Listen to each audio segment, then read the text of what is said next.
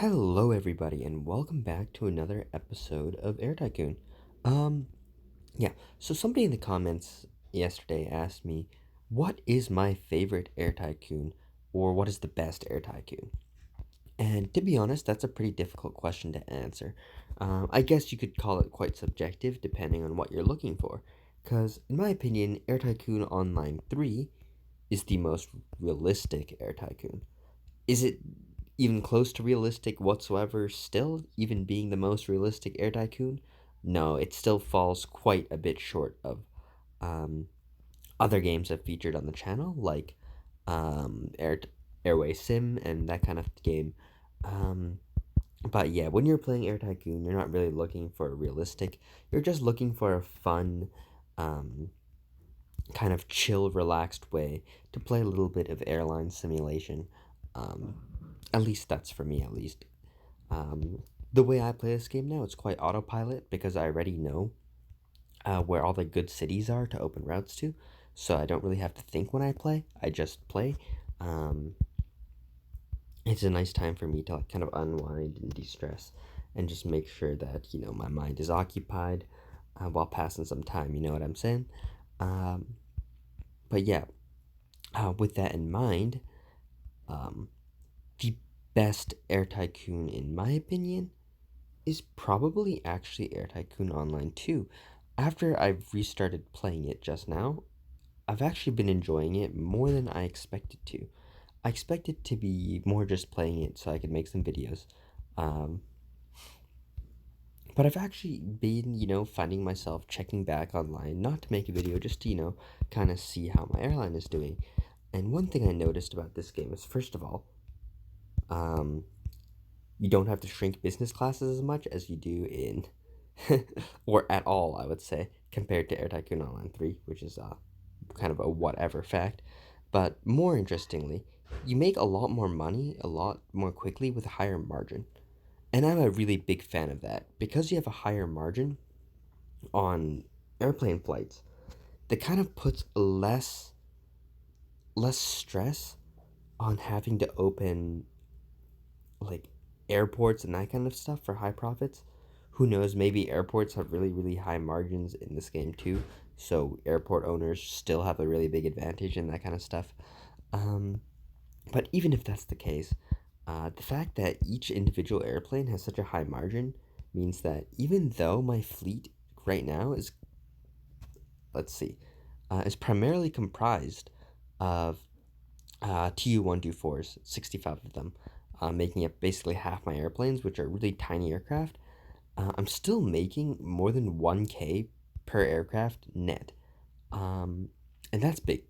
Um, and that's big because with that kind of a margin per aircraft, and I can imagine it being much higher with slightly larger aircraft in the future, like the DC-10s. Once I could get those unlocked and be able to use those for many, many stopover routes, um, yeah, we're gonna be making so much money. In Air Tycoon Online 3, you really struggle to make that kind of margin no matter what aircraft you use, which means that, for example, even though you make money on an A310 stopover route, you have to open so darn many A310 stopover routes to actually make money that it doesn't feel productive. You can have 2 or 3 thousand aircraft and make less than 1K per aircraft despite operating all very, very large aircraft. And that's not so fun. Um, and I'm really glad that's not really a thing in Air Tycoon Online 2. Um, I can imagine that in this game, on less than 1,000 aircraft, I can probably make 3 billion a turn or 3 million K, as I would normally say, because those numbers are kind of just easier to comprehend or work with, I guess. Um, so yeah, um, maybe that will be my plan this game because I don't really want to spend too much time opening like infinite routes on tiny aircraft, which is always the best strategy, by the way, is opening as many routes as you can on a small aircraft. Um, The problem with that, of course, is it just takes too much time. Um, in fact, it would be even better uh, to use all short haul aircraft for until you ran out of short haul routes. But unfortunately, once again, that's simply not possible um, due to the time of slot requests. It's always made me wish that I could afford enough credits or whatever to unlock um, the credit bonus thing, where or VIP bonus, I think it's called, where you get instant slot request and instant plane request, because it would save me so much time while playing this game that I could, first of all, play whenever I wanted to in the middle of a school term or whatever, and just dominate games for you guys and that kind of stuff. Make videos, all that fun stuff. But I don't have 400 USD to spend on credits or whatever the amount is. Let me see what it is. VIP program. Yeah. A total purchase $25. When you spend more than 50 USD in the current channel or 200 all time, aircrafts order immediately. That's important step number one. But important step number two would be spend the 400 USD, and maybe if I ever get a stable job and that kind of stuff, um, that would be a real possibility for me to spend money like that. But that's currently not the case. Um, so yeah, I have to live more sparingly and not wasting money on $400 worth of instant slot requests. Unfortunate. Um, yeah, if I had that, oh boy, this game would be so fun. You wouldn't, you would catch me with like 1,000 aircraft by like 1980, dude. Anyways, as you guys can see, I have ran out of slots, so I'm gonna go ahead and do a couple rounds of slot requests, and I'll be back after that's done. And yeah, this is the annoyance of having a 15-minute slot request timer, is you just spend all day waiting for slots. Or yeah, I mean, you can do other stuff while you're waiting for the 15 minutes, of course, but you kind of have to check back every 15 minutes, and 15 minutes is just short enough so you don't really have time to get into anything else. Like, if you're trying to do your homework, you have just enough time to, kind of get yourself oriented, figure out, okay, this is what I need to do, and then all of a sudden you're back to playing the game. But anyways, that's enough of a rant for now. I'll be back in a bit. All right, I'm back. I think I only had a chance for one round of um, slot requests. I kind of forgot about it. So, yeah, unfortunately, we're not going to have too many slot requests. Um, but yeah, first of all, I'm going to go ahead and make sure we have tons of slots and counters in London and just get the slot request rolling there, because I'm almost sure at some point we'll need it. We can go ahead and open up some more routes. Yeah, as you guys can see or tell or whatever, London is, of course, still and always will be my favorite hub. Its location in the world is just so incredibly clutch. Um, its position in kind of the economic center of the world, in a sense, equidistant from the two most important economic centers in the US and Asia, is just incredible. For like an airline perspective, um, it can reach both of the most major economic hubs in the world with pretty standard ranged aircraft. Like for example, Australia cannot reach Europe or America without using the longest of long range aircraft in existence, um, which kind of sucks. Uh, like, let's you guys, I think like Qantas was doing a project called Project Sunrise, which is basically trying to have Airbus or Boeing manufacture an aircraft with enough range to fly London to Sydney direct. Um, and yeah, basically, I don't think either company was able to do it. Um, yes, you might say that I believe they're going to use the A350 to do a similar role, but like I'm not even sure if that really counts as an airplane successfully being chosen for Project Sunrise, because the A350 is just kind of the plane with the most amount of range. It can't really do the job properly in the sense that it doesn't quite have enough range to fly a full payload. Like it can't fly, um, a full load of economy class, business class, and first class passengers. It'd have to be more of a premium economy only kind of passenger layout kind of thing, something like that. Anyways, basically they don't have a perfect payload, um, and I mean that's fair. I mean, why would Airbus or Boeing build a plane literally only just for a single airline in a single market? It doesn't make very much sense.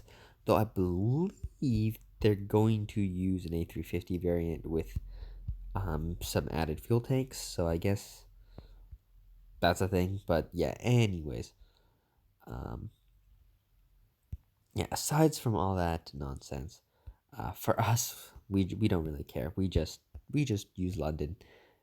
Fly to everywhere we need to.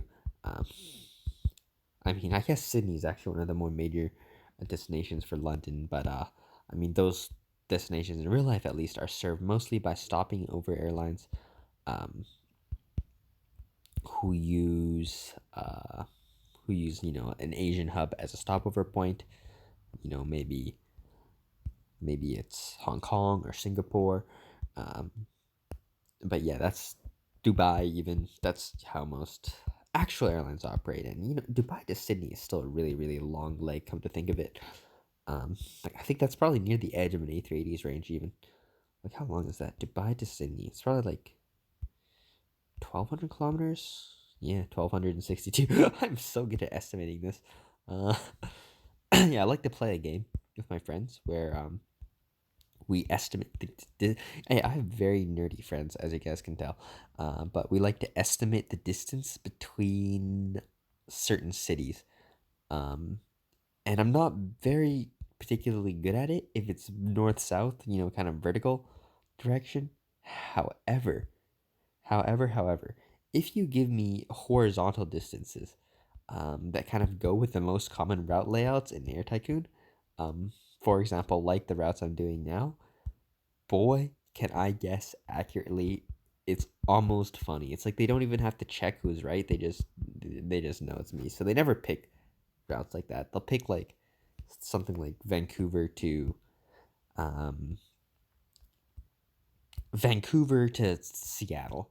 So it's more about, our knowledge as, Vancouver citizens or that kind of stuff rather than random cities like Rome and St. Louis where, I could probably guess it closer, like down to a T. And I'm going to guess that right now. Actually, Rome to St. Louis as 7,995 kilometers. All right, that's just a random guess. So, oh no, I'm off by almost 200. Oh dear. Let's do another one. Chicago to Sapporo. Why not? And I'm gonna go with 9,000. Ooh, this is hard. 9,750K. Oh, 9,300. Not by like 400. Well, you guys get the point. I'm not too far off. It's reasonably close, and I enjoy guessing. So, um, yeah. With that in mind, let's go ahead and keep making more and more good old routes. There's tons of cities like ooh, that's a bit small, like Gothenburg and stuff like that, which are deserving of DC-11. Unfortunately, once again, I'm not able to make these routes into stopovers because they don't exist yet, and I don't know if I eventually plan to just convert these routes into stopovers. Just delete the original route and replace them with a stopover route. Um, because that would probably be the decision that results in a higher profit, but also the decision that results in a really frustrated me because I'm spending all my time deleting and recreating existing routes in a really time consuming manual manner rather than just opening new routes, which is, you know, the fun part of the game. Um, so, yeah, you probably won't catch me uh, deleting and recreating too many routes. But if I do, then I'll be really caring about this world and about the profitability of it. And who knows, keeping the aircraft count down might actually be a good thing in the long run. Um, because if I don't have too many aircraft flying, uh, playing the world is just gonna be way, way, way, way faster. Um, if I can keep the aircraft number below 1,000, which is a lot easier in Air Tycoon Online 2, by the way, uh, than Air Tycoon Online 3, because as you've seen, each plane is more profitable, so you need less of them to be super competitive, which is just such a nice feature um, of Air Tycoon Online 2. And yeah, I like it. It makes it so nice. On another note, guys, what would you guys prefer? Would you guys prefer Air Tycoon Online 2 or 3? As viewers, I should ask that at the beginning of the video where most people are still watching. Maybe I'll post it in the description or something like that. But um, yeah, I'm curious to know because I like Air Tycoon Online 2 more. I feel like after revisiting this game back from Air Tycoon Online 3, who cares? It's realistic. Really, really, really. Who cares when something is like funner and less realistic? I mean, if it's less fun and like uh or if it's more fun and more realistic, who that took me a long time to get out. I'm sorry. Um, that's a good thing. And if it's less realistic but still more fun, that's still a good thing. I think I'd prefer that to realism plus boredom, which is Air Tycoon Online 3. I think the main difference is simply the hubs taking forever to open, which sucks. Which means, your airport gets slot restricted, you can't do anything, and yeah, it's not fun. Anyways, hopefully you guys enjoyed this episode. I'll see you guys next time. Peace.